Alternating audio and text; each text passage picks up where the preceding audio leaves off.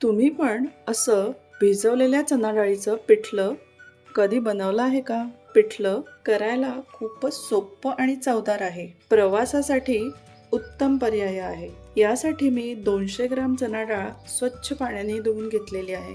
चणा डाळ आपण कमीत कमी 5 तास पाण्यात भिजत ठेवूया. चणा डाळ भिजली की जाडसर मिक्सरमध्ये वाटून घेऊया.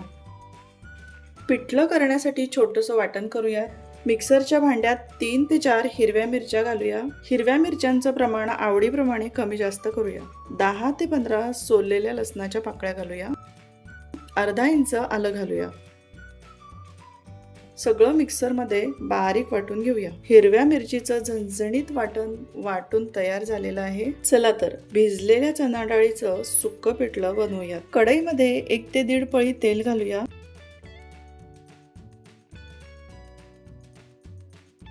गॅसची फ्लेम मीडियमवर ठेवूया.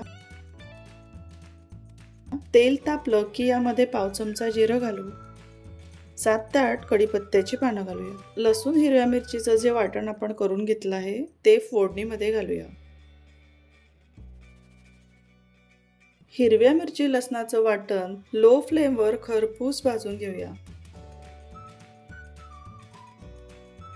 चवीनुसार मीठ घालूया. पाव चमचा हळद घालूया.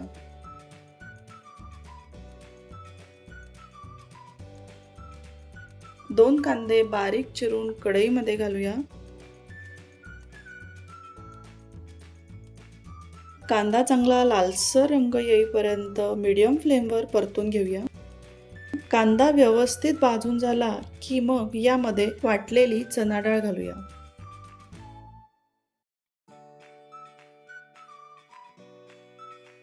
आता गॅसची फ्लेम लोवर ठेवूया. सगळं व्यवस्थित मिक्स करूया.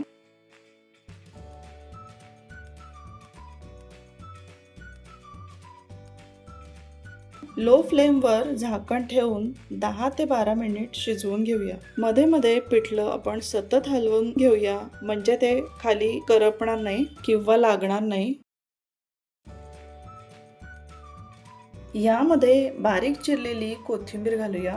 भिजलेल्या चणा डाळीचं सुक्कं पिठलं प्रवासासाठी उत्तम आहे. करायला खूप सोपं आणि चवदार आहे. भाकरी आणि पोळीसोबत गरमागरम वरण भातासोबत खूपच छान लागते. आवडली ना रेसिपी? चला मग पटकन सबस्क्राईब करा. धन्यवाद.